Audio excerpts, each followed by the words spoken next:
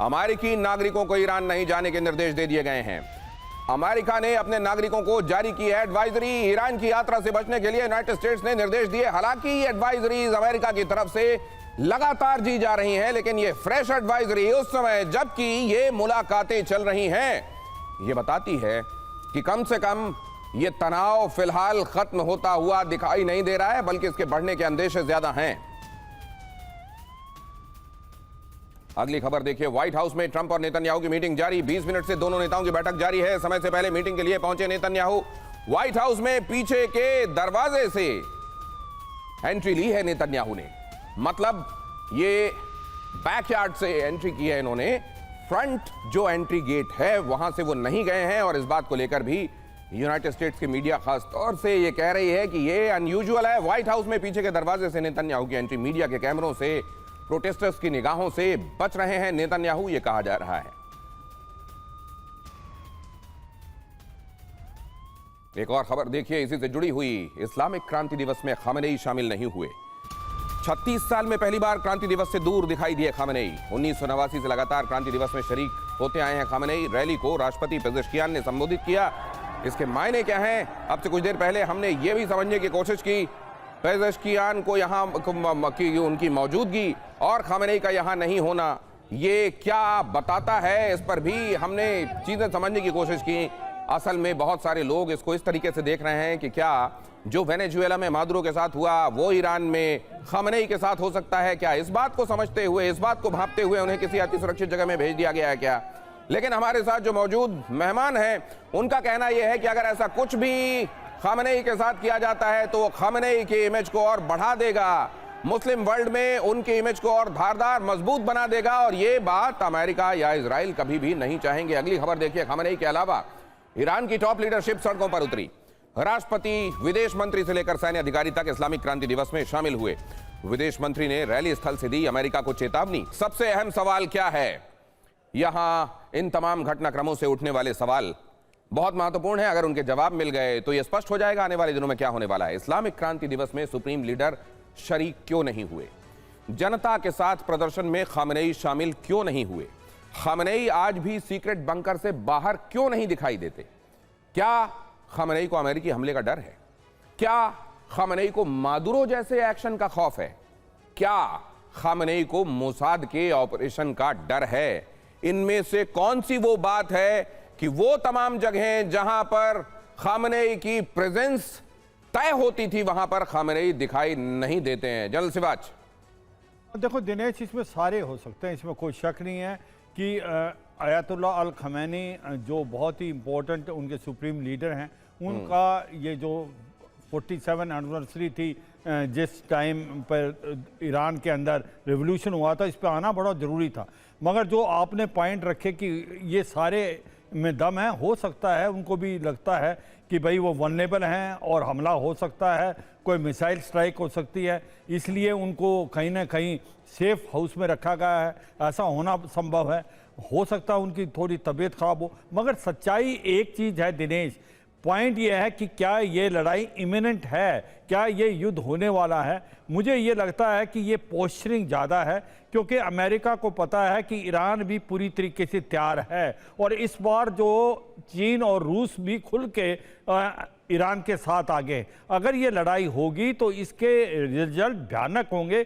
Middle east के अंदर जितने भी बेसिस हैं अमेरिका को, उसके साथ साथ कोलेट्रल डैमेज भी हो सकता है इन देशों को, और इजराइल पे बहुत बड़ा नुकसान होगा। तो ये मद्देनजर रखते हुए अमेरिका को सोचना पड़ेगा कि अगर मिड टर्म इलेक्शन हैं और उसको रिवर्स एक प्रकार से इफेक्ट हो जाता है और उनके बॉडीज आती हैं जो कि जिसको बॉडी बैग्स कहा जाता है, क्या अमेरिका की पब्लिक उसको मानने के लिए तैयार रहेगी? इसको मद्देनजर रखते हुए एक बहुत कॉस्टली अफेयर है। डोनाल्ड ट्रंप अगर बनाते हैं ये एक प्रकार से कि मैसेजिंग कि मैंने हमला करना है, तो उसको ये प्रिपेयर होना पड़ेगा कि तो कीमत बड़ी है क्या वो चुकाने के लिए अमेरिका और इजराइल तैयार हैं? सवाल ये है कि एक बड़ी कीमत है। और यहां पर देखिए, खामेनेई पर हो सकता है मादुरो जैसा एक्शन। असल में इस बात के अंदाजे लगाए जा रहे हैं, खामेनेई का मादुरो जैसे अपहरण का प्लान भी हो सकता है। ईरान में डेल्टा फोर्स कर सकती है बड़ा ऑपरेशन। तुर्कमेनिस्तान में रेडी टू अटैक पोजीशन में है delta forces. X handle world news का सनसनीखेज दावा, डेल्टा फोर्सेस जहां होती हैं, आपको मालूम है वहां पर अमेरिका अपने किसी हाई स्टेक ऑपरेशन को अंजाम देने के लिए तैयार रहता है और यहां पर यही समझा जा रहा है कि यह खamenei के संदर्भ में तैनाती हो सकती है। अगली खबर देखिए, ईरान की बहुत बड़े मिसाइल अटैक की तैयारी। 1500 मीडियम रेंज बैलिस्टिक मिसाइलें साइलोज में तैनात हैं। 3000 बैलिस्टिक मिसाइलों को रीस्टोर किया गया है। 500 बैलिस्टिक मिसाइलें हर महीने तैयार करने का टारगेट भी है। ईरान के पास 10,000 किलोमीटर रेंज वाली आईसीबीएम मौजूद है। यह दावा भी किया जा रहा है कि आईसीबीएम बना लिया गया है और आईसीबीएम की मौजूदगी जाहिर है अमेरिका तक को थर्राती है, वल्नरेबल बनाती है। और इसीलिए जितना परमाणु कार्यक्रम एक सिरदर्द है, उतना ही ज्यादा बड़ा सिरदर्द अब मिसाइलों की मौजूदगी भी अमेरिका और इजराइल के लिए। कुछ एक चीजें आपके सामने और रख रहा हूं, ये भी आपको मौजूदा घटनाक्रम को समझने के लिए पृष्ठभूमि देंगी। अमेरिका और इजराइल की जंगी तैयारियों को देखते हुए ईरान ने भी पलटवार का जोरदार प्लान बनाया है। दावा किया जा रहा है कि ईरान संभावित जंग के हालात में एक बार में 3000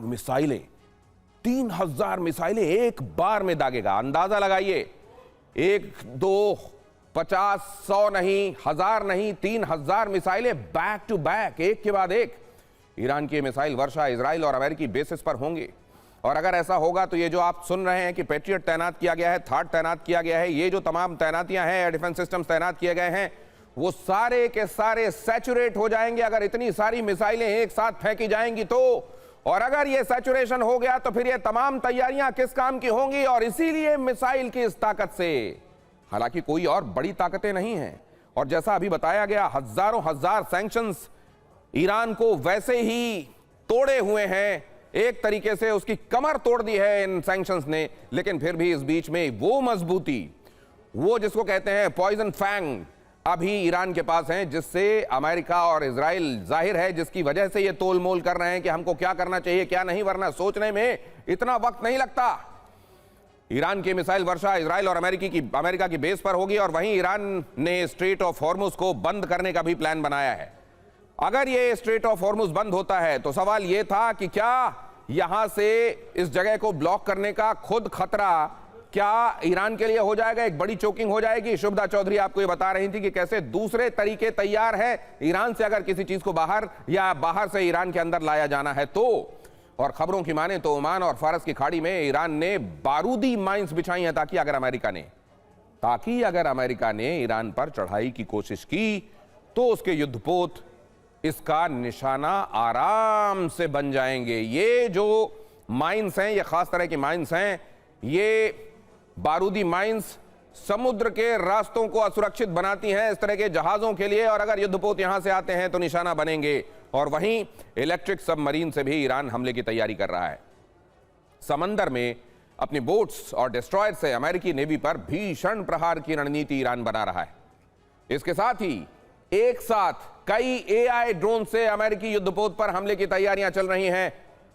यानी जंग के हालात में ईरान का पलटवार अमेरिका के लिए घातक साबित हो सकता है। कार्तिकेय काले साहब, इसमें कितनी वो चीजें हैं जो ईरान की तरफ से, क्योंकि वैसे भी आप अपनी ताकत को, अपनी मसल्स को उससे ज्यादा फ्लेक्स करके दिखाते हैं अपने दुश्मनों को जितनी आपकी एक्चुअली होती हैं, इनमें से क्या क्या एक्चुअली खतरनाक है और कहां आपको लगता है कि यह पोस्चरिंग ज्यादा है?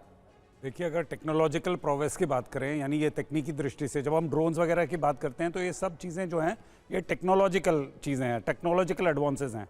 तो भाई बेसिकली द थिंग इज़ कि जो अभी यूनाइटेड स्टेट्स ने अब्राहम लिंकन CVG-9 जो है उसको क्यों भेजा है, यदि हम उसको समझेंगे, the most advanced electronic warfare system that the US has ever produced are on board that particular ship. यानी वो उस जहाज पे जो 3 एजीज क्लास डिस्ट्रॉयर्स हैं वो एक इलेक्ट्रॉनिक वीव, पूरा पैटर्न वीव करते हैं। तो उसी प्रकार से बेसिकली कहने का मतलब ये है कि आप technology, that means electromagnetic radiation पे जो भी चीज़ आप उसके सामने लाएंगे वो सब जो है US को काउंटर करने की पूरी एबिलिटी है। बैलिस्टिक मिसाइल्स वगैरह में बात अलग होती है बिकॉज वो काइनेटिक एनर्जी से आते हैं, so there is a different ball game, उसका पूरी कहानी अलग होती है। पर थिंग्स लाइक ड्रोन्स और थिंग्स लाइक इवन सैटेलाइट्स, जी देखिए आपको पता है कि जो SM-3 सिस्टम है जो एजीज क्लास डिस्ट्रॉयर्स पे है वो सैटेलाइट्स तक गिरा सकता है। तो the systems are very strong जो यूएस के पास हैं. इट्स नॉट बिल्कुल ये कोई छोटा मोटा फ्लोटेला नहीं है जो वहाँ पहुँचा है. बहुत ताकतवर और बहुत स्ट्रॉन्ग है. और ईरान के पास जो इस समय बाकी चीज़ों को छोड़ दीजिए, पर इस समय उसकी बैलिस्टिक मिसाइल फोर्स जो है वो डेफिनेटली एक बहुत बड़ा डेंजर है. और स्पेशली अगर उसमें हाइपरसोनिक मिसाइल्स अगर आप ऐड करते हैं तो वो बहुत बड़ा डेंजर होती है. मेरा मानना यही है. तो these are the two things जो आपस में अगर कोई लड़ाई है तो इसमें बैटल इन दोनों की चीज़ों के बीच में ही होगा. बाकी ड्रोन्स वगैरह जो है I don't think they are very important against a carrier battle group.